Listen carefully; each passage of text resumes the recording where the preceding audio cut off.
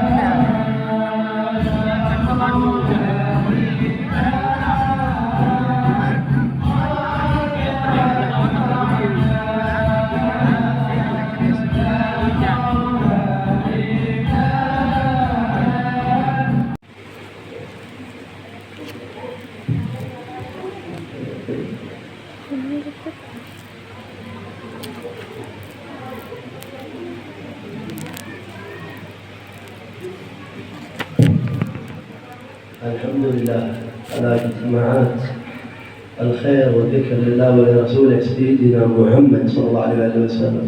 Beliau alhamdulillah atas perkumpulan yang seperti ini, yang mana momen kali ini kita mengingat Allah dan Rasulullah sallallahu alaihi wasallam. يقول الحبيب صلى الله عليه وسلم الدنيا ملعونة ملعون ما فيها إلا ذكر الله وما والاه وعالما أو متعلما. Di dalam hadis Nabi Muhammad sallallahu alaihi wasallam menyebutkan apa? Bahwasanya dunia itu terlaknat, begitu pula apa yang ada di dalam dunia.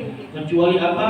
Kecuali mengingat Allah Subhanahu wa taala dan orang yang alim dan orang yang belajar ilmu. ندبنا إلى كثرة الصلاة على النبي محمد صلى الله عليه وسلم. Dan kita juga dianjurkan untuk memperbanyak salawat kepada Nabi Muhammad sallallahu alaihi wasallam. في هذا الزمان الأخير امتدت مجالس الذكر، امتدت مجالس المولد حتى وصلت إلى كل بلد وإلى كل مكان. Kata beliau, di zaman sekarang yang mana menyebar majelis ilmu yang di dalamnya berisi tentang zikir kepada Allah, berisi tentang maulid ke seluruh penjuru alam, bahwasanya di sana menyebar daripada menyebut سيدنا ومولانا محمد صلى الله عليه وسلم. Semoga perkumpulan kita pada malam hari ini menjadi perkumpulan yang diterima oleh Allah Subhanahu wa taala dan dapat menyenangkan daripada hati Nabi Muhammad sallallahu alaihi wasallam. ولله تعالى أوقات يصطفي فيها من يصطفي. Dan ada beberapa waktu yang Allah Subhanahu wa taala memilih beberapa hamba di antara para hamba, ويختص بها من يختص. dan dikhususkan oleh Allah Subhanahu wa taala di antara orang-orang terkhususkan. وتعلقات القلوب طيبة تثمر وتفيد. Yang mana di dalamnya juga berhubungan antara hati dengan hati yang lain. هذا لما خرج صلى الله عليه وسلم في بعض الغزوات. Oleh karenanya ketika Nabi Muhammad sallallahu alaihi wasallam beliau keluar untuk melakukan peperangan, كان يقطع مسافات في الصحاري والحرارة والتعب. yang mana pada saat itu Rasulullah sallallahu alaihi wasallam keluar untuk berperang, beliau melalui daripada waktu yang sangat panjang dengan panas dan kecapean. ويخاطب الصحابة معه. Dan beliau mengatakan kepada para sahabat إن في المدينة أقواما bahwasanya di kota Madinah ada beberapa kaum ما قطعتم شعبا ولا واديا إلا وهم معكم. dan tidaklah kalian daripada melewati daripada lembah, daripada jalanan, melainkan mereka yang ada di kota Madinah tadi, yang mana mereka tidak ikut bersama kalian, akan tapi mereka bersama kalian. حبسهم العذر. Akan tetapi mereka terhalang oleh uzur. لم يقل لهم مثل أجركم قال إلا وهم معكم. Nabi Muhammad tidak mengatakan mereka mendapatkan pahala seperti kalian, akan tetapi apa? Mereka bersama kalian. وهذه المعية الخاصة. Maka ini adalah bentuk kebersamaan yang khusus. أما العموم من الله مع الذين اتقوا والذين هم محسنون.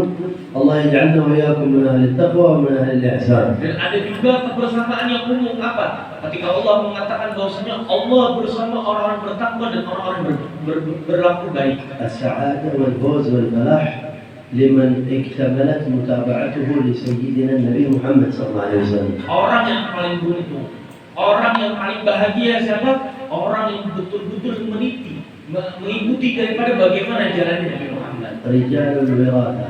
Orang-orang yang daripada mewarisi Nabi Muhammad. خلفاء سيدنا النبي محمد صلى Para الله عليه penerus وسلم. Nabi Muhammad sallallahu alaihi wasallam. ذكرهم في حديثه. Yang mana disebutkan di dalam hadis. قال اللهم ارحم خلفائي. Beliau mengatakan apa? Ya Allah, sayangilah, berikanlah rahmat terhadap orang-orang setelah. قال من هم يا رسول الله؟ Siapa mereka wahai Rasulullah? قال الذين يروون أحاديثي وسنتي ويعلمونها الناس. Yang mana mereka adalah yang meriwayatkan tentang perkataanku dan mereka yang menyambungkan bagaimana tingkah lakuku, maka mereka lah orang-orang yang disebut sebagai khulafahnya Nabi Muhammad. سيد الحبيب أبو بكر العدلي عن المشهور على الله درجاته في المقربين كان له فهم في هذا الحديث عجيب. Guru beliau Al-Habib Abu Bakar Al-Adani bin Ali Masyhur menyebutkan apa? Bahwasanya beliau menyebutkan makna yang luar biasa di dalam hadis ini. يقول الأحاديث غير السنة.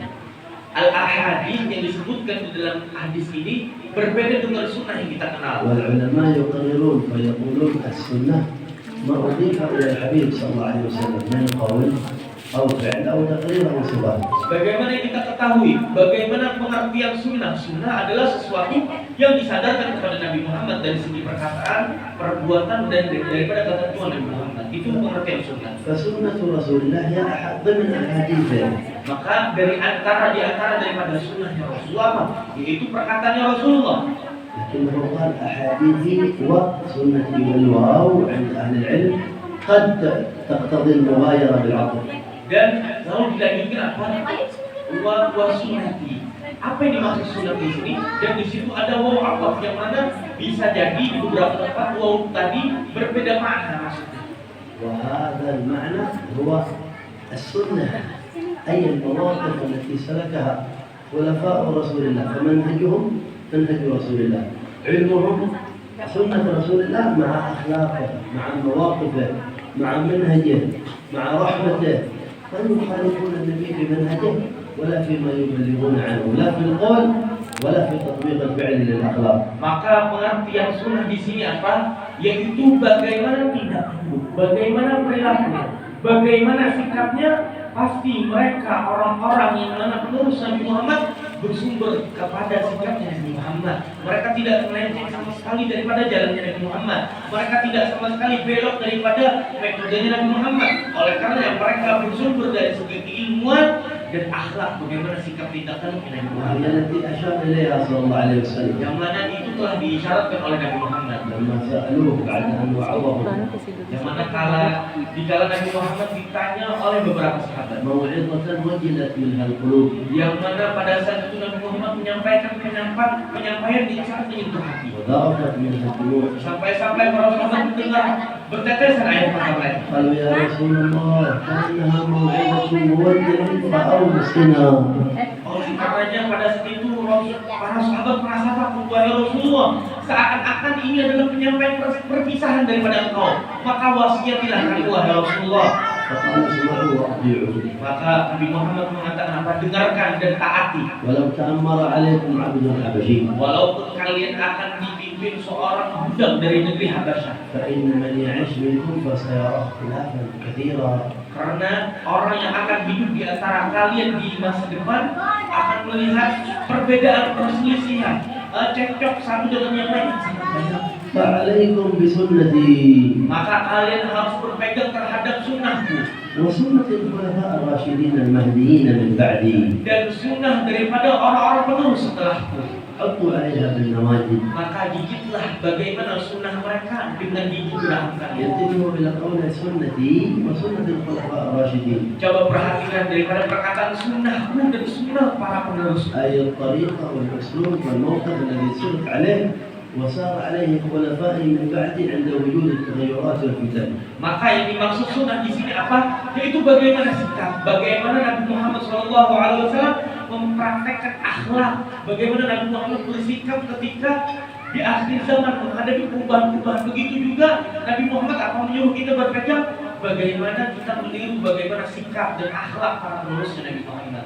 ثم قال وإياكم ومحدثات الأمور. Dan hati-hati kalian melakukan perbuatan yang daripada perbuatan itu baru. فإن كل محدثة بدعة. Karena setiap hal-hal yang baru itu merupakan bid'ah. كل بدعة ضلالة. Dan setiap bid'ah itu merupakan kesesatan. كل ضلالة في النار. Dan setiap kesesatan pasti masuk neraka. أخذوا هذا النص ووضعوه في غير موضعه. Akan tetapi orang zaman sekarang mereka mengambil daripada hadis ini tapi meletakkannya bukan pada tempatnya. لأنهم ما مشوا على سنة رسول الله وسنة الخلفاء. Karena mereka tidak berjalan di atas jalan Nabi Muhammad, mereka tidak berjalan di atas metode dakwahnya Nabi Muhammad, mereka tidak berjalan di atas bagaimana akhlak Nabi Muhammad. فالتمسك بالسنة هو المعنى الأعظم للمعاني. Maka berpegang itu betul bagaimana sikapnya Nabi Muhammad itu adalah bukti yang paling besar bagaimana kita mengungkapkan cinta kepada Nabi Muhammad. سنة حكمة البلاغ. Bagaimana penyampaian yang bagus dipenuhi dengan ikhlas. سنة أدب المعاملة. Bagaimana bagusnya kita berinteraksi dengan orang lain. سنة الرحمة بالعاصي قبل الطائع. Bagaimana kita mengasihi, bersikap kasih sayang, mencintai pelaku maksiat sebelum kita mengasihi orang-orang yang melakukan ketaatan. سنة الحرص على كل مؤمن. Bagaimana kita berusaha penuh untuk menyelamatkan seorang mukmin. سنة أن يدخل على الإنسان عنة الناس ومشقتهم. Bagaimana kita menghadapi daripada sikap masyarakat, bagaimana kita menghadapi kebiasaan di masyarakat, يحب لهم الرحمة والنفع. dan bagaimana menyebarkan kasih sayang kepada mereka. هذا وصف سيدنا محمد Inilah sifat daripada Nabi Muhammad الذي من أجله تجتمعون yang mana dengan sebab beliau kita berkumpul di sini. تكررون المولد والصلاة على النبي صلى الله عليه وسلم واستماع القصائد وتقضون وقت في ذلك. Dan kita dengan sebab beliau juga kita membaca maulid, kita mengulangi daripada menyebut beliau, kita menghabiskan waktu untuk menyebut beliau.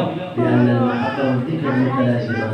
Karena sikap cinta dan zikir itu selalu menyeimbangkan satu dengan yang lain. فمن أحب شيئا أكثر من ذكره. Maka barang siapa yang mencintai sesuatu, maka dia akan menyebutnya sebanyak kali. ومن أكثر ذكر شيء زادت محبته عنده. Dan barang siapa yang memperbanyak daripada menyebutnya, maka akan bertambah kecintaannya. لذلك يجب أن تكون المجالس ثمرات.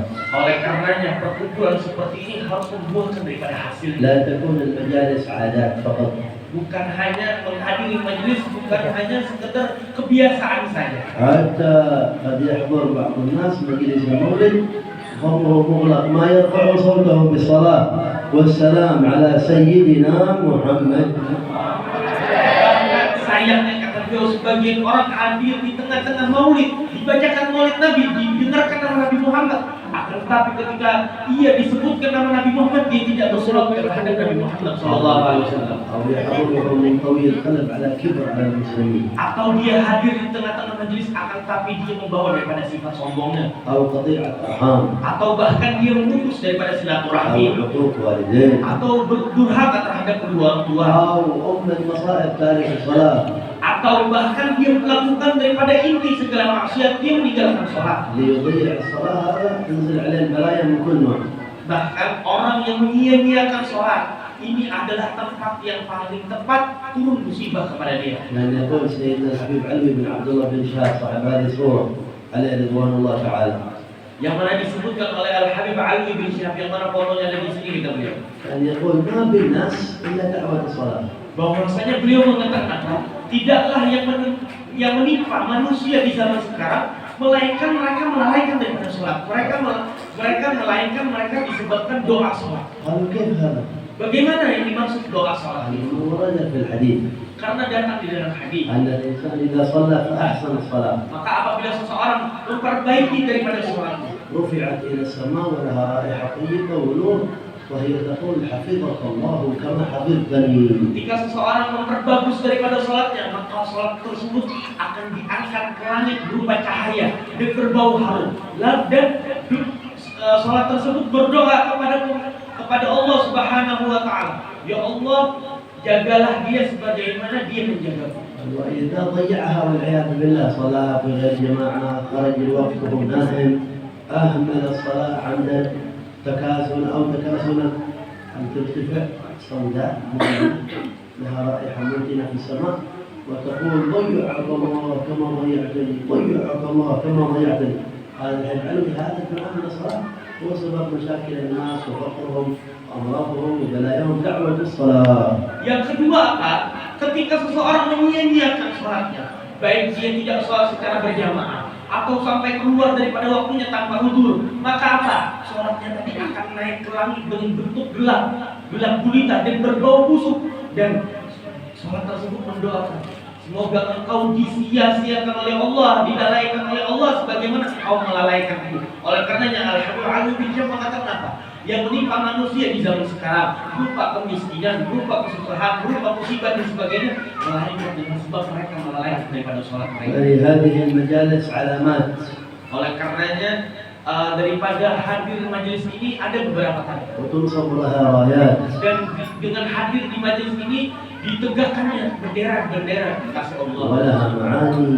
Dan di dalamnya ada makna tersendiri. من تنشدون قصائدهم. Yang mana yang kalian lantunkan daripada qasidah, أو تقرؤون موالدهم. atau kalian baca daripada أو maulid-maulidnya, ترون صورهم. atau kalian lihat bagaimana gambar-gambar أو mereka, تذكر أسماءهم كما القصائد التي ذكر فيها عدد من الأولياء والصالحين. atau di dalam qasidah yang mana disebutkan nama-nama para salaf, أو من تتعلق قلوبهم بهم. atau yang mana hati kalian memiliki terkaitan dengan mereka. هذه المجالس معنى من المعاني أنكم تحبونهم وتريدون أن ترتبطوا بهم.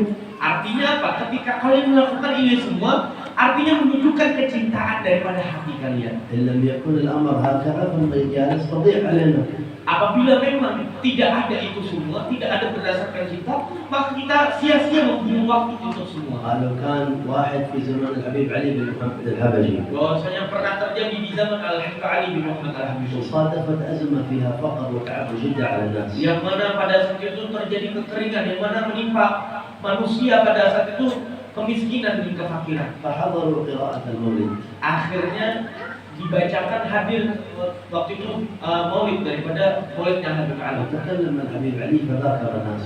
Lalu Al-Habib Ali ceramah pada saat itu menyampaikan penyampaian terhadap manusia, حثهم على الرحمة وعلى الصدقة وعلى الرفق ببعضهم البعض. yang mana beliau pada saat itu menyampaikan kepada orang-orang yang ada di situ bagaimana kasih sayang terhadap orang lain, bagaimana berbuat lembut terhadap orang lain. كان واحد من تجار البلد Tapi pada situ ada di antara orang yang paling kaya di daerah situ. له دين عند واحد من الحبايب من السادة الأشراف. Dia memiliki hutang terhadap salah satu para habaib yang ada di situ. كان الدين كبير. Yang mana pada saat itu hutangnya tidak sedikit, banyak. بعضهم 100,000. Dikatakan 100.000. ما هو بالروبية بالعملة ذات زمان. Bukan hitungan 100.000 rupiah, tapi mata uang pada saat itu. يعني مبلغ كبير من المال. Artinya apa? Jumlah yang sangat banyak, bukan sedikit. وهذا السيد مسكين ما عنده شيء. Yang mana pada saat itu yang sayyid tadi yang dihutangi tidak memiliki sesuatu. حتى كان يستحي أن يقابل هذا الفاجر. Bahkan sampai malu untuk berhadapan dengan si kaya, orang kaya tadi. فأرسل إليه التاجر قال له أريدك تجي إلى عندي. Akhirnya dipanggillah orang kaya tadi untuk datang. قالوا جاء وهو مستحي. Yang akhirnya datang dengan keadaan malu. قال له تذكر كم عندك موجود؟ Lalu ditanya, apakah kau ingat berapa hutangmu? قال له نعم 100,000. Iya, saya ingat ada 100.000. وأنا ما عندي شيء الآن سامحني اصبر علي. Saya tidak memiliki sesuatu saat ini. Sabar, bentar kata dia. قال له شوف هذه 100,000 سامحتك فيها لله ولرسوله. Akhirnya apa? Aku maafkan hutang tersebut untuk engkau dan untuk Rasulullah. ليش تفعل هذا؟ Bagaimana kok bisa orang kaya ini melakukan itu? أنا أعرف أنك فقير ما عندك شيء. Karena saya tahu kau adalah orang yang miskin. سمعت كلام الحبيب علي في المولد ما أريد المذاكرة تضيع علي وأنا ما أعمل بما أعلم وبما أسمع. Orang kaya tadi hadir di suatu majelis yang didirikan oleh Habib Ali Habsyi. Saya tidak ingin mendengarkan maulid begitu saja, membuang waktu begitu saja. Akan tapi saya ingin mengamalkan daripada isi penyampaian daripada majelis. العبرة بعملنا بما نسمع. Maka patokannya apa? Patokannya bagaimana kita bisa mengamalkan apa yang telah kita dengar, وبما نقرأ apa yang kita baca, وبما نتعلم. apa yang kita pelajari. مصايب الزمان الآن بعض المجالس يحضرون الناس ما شاء الله تجيب صلاة الفجر المسجد فارغ ما حد فيه. مصيبة من أعظم المصائب. Tapi di zaman sekarang ada orang banyak hadir ke majelis ilmu, majelis selawat, tapi apa? subuhnya dia tidak salat tidur. Ini musibah yang sangat besar sekali, bencana yang sangat besar. أحيانا بعض طلبة العلم في المعاهد في المساجد في المجالس علاقة شعرة ينشبه فيها بواحد نصراني. لماذا؟ ضيعت القدوة. شعرك تحلقه كما كافر بالله وأنت من أمة النبي محمد صلى الله عليه وسلم. ما هذا؟ غفلة غريبة عجيبة أصابتنا ونحن وسط المجالس الخير. Bahkan kata beliau, santri di zaman sekarang mereka hadir di tengah-tengah majelis maulid agung, tapi apa? Potongan rambut mereka, sekarang rambut mereka meniru siapa? Meniru orang-orang kafir, meniru mengidolakan orang-orang kafir. Maka tidak pantas kata beliau. Orang-orang yang hadir di tengah majelis ilmu, mereka bukan mengidolakan Nabi Muhammad. المسألة ليست شعار قصة، المسألة وجهة قلب. لماذا أنت فعلتم هذا؟ أعجبك هؤلاء ولا أعجبتك سنة النبي محمد؟ Permasalahannya bukan potongan rambut, akan tetapi apa? Engkau mengidolakan, menyia-nyiakan Nabi Muhammad. Engkau menyia-nyiakan bagaimana idola engkau rela mengorbankan Nabi Muhammad demi orang-orang yang tidak pantas untuk diidolakan. الآن نريد أن نفهم هذه المجالس. Maka kita ingin memahami apa daripada gunanya majelis ilmu itu. ونعرف بماذا نخرج منها. Dan apa kita tahu tujuan kita hadir ke majelis ini. نعظم السنة. Kita mengagungkan daripada sunnah Nabi Muhammad. نعظم السواك، نعظم الثوب، نعظم الكوفية، نعظم الذكر، نعظم القرآن، نعظم الصلاة، نعظم ما عظمه سيدنا رسول الله صلى الله عليه وسلم. Bagaimana kita mengagungkan yang diagungkan oleh Nabi Muhammad, kita mengagungkan suwaknya, mengagungkan bagaimana cara berpakaiannya Nabi Muhammad, bagaimana sholatnya Nabi Muhammad, dan sesuatu hal-hal yang diagungkan oleh Nabi Muhammad kita agungkan. كان يقول سيد أبو بكر عليه رحمة الله ورضوانه قال من نريد معجبين نريد محبين، لأن المعجب يعجب بمظهر ثم يتغير، لأن المحب ثابت على محبته لا يتبدل ولا يتغير. Guru beliau Al-Habib Abu Bakar mengatakan, kami tidak ingin orang-orang yang takjub dengan kami, yang kagum dengan kami, akan tapi apa? Kami ingin orang-orang yang cintai dari hati mereka. Kenapa? Karena orang yang takjub, orang yang kagum, mungkin saja suatu hari dia pergi, akan tapi apa? Orang yang cintai, yang dari lubuk hatinya dia akan tetap bersama orang yang dia cintai. وكان يقول أيضا نريد محب مثمر ليس محب بلا ثمر.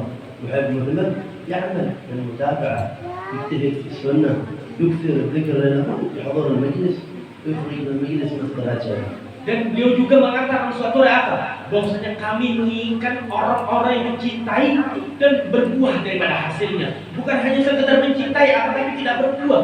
Contohnya hadir majelis ilmu, dia cinta, tapi keluar daripada majelis ilmu, dia tidak membawa daripada buah hasil apapun. وإن كان كل حاضر في مجالس العلم والذكر لا يخيب، هم القوم لا يشقى بهم جليسهم. Ya walaupun memang orang-orang yang hadir dalam perkumpulan majelis ilmu, majelis sholawat dan sebagainya, mereka tidak bakalan sia-sia, mereka tidak akan rugi. Kenapa? Karena mereka lah orang-orang yang disifatkan oleh Nabi Muhammad apa?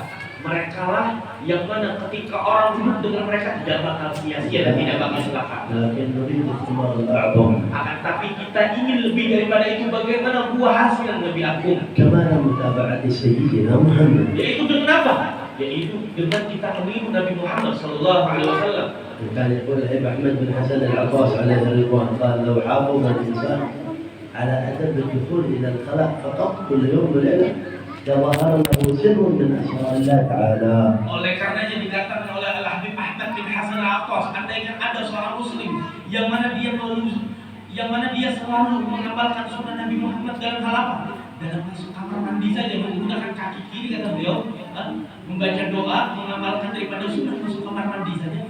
Andaikan dia mengamalkan sunnah satu sunnah itu, maka akan bersinar daripada dirinya yaitu rahasia Allah Subhanahu wa Ta'ala. لأن المسألة ليست الدخول باليسار وباليمين، المسألة سنة سيدنا محمد.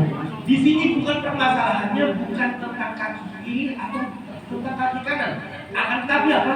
Ini adalah pekerjaannya Nabi Muhammad. والمترقي في المتابعة يترقى في المحبة.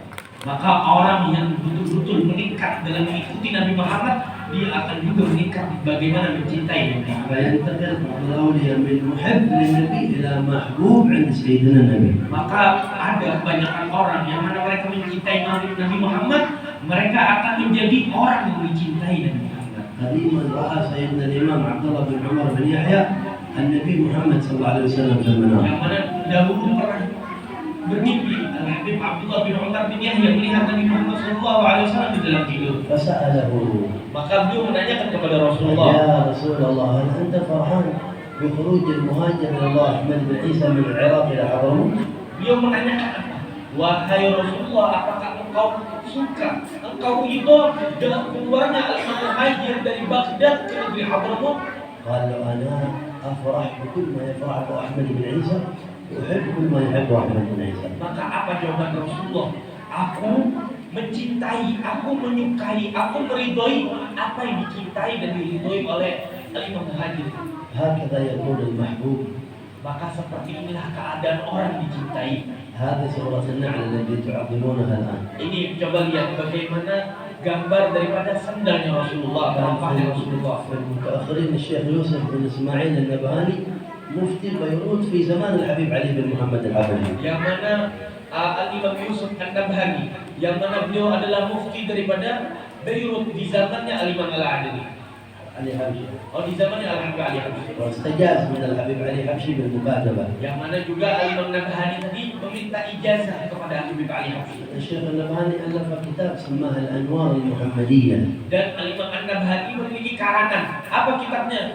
Al-Anwar Al-Muhammadiyah. كان معتني بكل أمور السيرة. Yang mana beliau sangat perhatian tentang daripada perjalanan Rasulullah, sejarahnya Rasulullah. ومن ذلك صورة النعل، جمع الروايات المتعددة ورسم هذه الصور حتى اشتهرت هذه الصورة. Sampai yang beliau kumpulkan apa bagaimana bentuk daripada gambaran sendalnya Rasulullah, teropahnya Rasulullah, sampai kita zaman sekarang melihat daripada gambar teropahnya Rasulullah. وأنشأ أبياتا Dan beliau membuat daripada syair. يقول لدى الطور موسى نودي خلع وأحمد إذا العرش لم يؤمر بخلع نعاله سعد ابن مسعود بخدمة نعله وأنا السعيد بخدمتي لمثاله. Beliau mengatakan dalam syairnya bahwasanya ketika Nabiullah Musa dipanggil oleh Allah Ta'ala di Gunung Tur, apa? Lepas sendal engkau wahai Musa. Tapi apa? Nabi Muhammad ketika Isra wal Mi'raj, beliau ketika sampai ke Sidratul Muntaha, apa? Beliau menggunakan sendal beliau. Dilarang untuk melepas sendal beliau. Maka sungguh beruntung, sungguh bahagia Abdullah bin Mas'ud berkhidmah kepada Rasulullah, membawa daripada sendalnya Rasulullah, dan aku bahagia dengan perhatian terhadap teropahnya Rasulullah. فرأى في المنام سيدنا رسول الله. Maka otomatis beliau melihat daripada di dalam mimpinya Rasulullah. الله يرينا وجهه أجمعين. Semoga kita semua diperlihatkan wajahnya Rasulullah. عجل لنا بذلك ويعجل لنا بذلك في عافية. Dan semoga dipercepat kita melihat daripada wajahnya سر Rasulullah. هذه المجالس وهذه Dengan الاجتماعات. berkat, dengan rahasia daripada perkumpulan majelis ini. فرأى الشيخ النبهاني الحبيب صلى الله عليه وسلم معه جمع من الصحابة في هيبة عظيمة في النوم. Maka pada situ Al-Imam Nabhani melihat Rasulullah dengan wibawanya dengan beberapa sahabat. فقال يا رسول الله إلى أين تريدون؟ Lalu Al-Imam Nabhani menanyakan kepada Rasulullah, wahai Rasulullah, engkau ingin pergi ke mana? قال بل نزور الشيخ سعيد. Beliau menjawab, Rasulullah, kami ingin mengunjungi Syekh Sa'id. يقول الشيخ يوسف جلس يفكر من الشيخ سعيد هذا؟ في النوم في الرؤيا، إن الرؤيا ما يبنى عليها حكم، هي مبشرة. بعض الناس إذا سمع الكلام بيسوي مشكلة. لا لا لا، هذه رؤيا بالتبشير ما يبنى عليها حكم. قال يا رسول الله من الشيخ سعيد؟ ما عرفه. Lalu Syekh Yusuf tadi merasa kebingungan. Rasulullah ingin mengunjungi daripada Syekh Sa'id. Dan di sini kata beliau, ini mimpi. Mimpi itu bukan tentang hukum, akan tetapi sebagai kabar gembira saja. Bukan orang ketika mendengar, orang zaman sekarang ketika mendengar mimpi, oh ini seakan-akan hukum. Tidak, ini bukan hukum saya katakan, tapi sebagai kabar gembira saja di dalam itu. لا طفه سيدنا رسول الله في النوم. Maka Al-Imam An-Nabhani dibuat lembut oleh Rasulullah di dalam itu. قال ما تعرف الشيخ سعيد؟ Apakah engkau tidak mengetahui Syekh Sa'id? الشيخ سعيد الذي يقول وأنا السعيد بخدمتي لمثاله هو الشيخ يوسف نفسه. Maka dijawab oleh Rasulullah, siapa Syekh Sa'id yang dimaksud? Syekh Sa'id adalah orang yang berkata di dalam syairnya sangat beruntung. Orang yang bahagia siapa?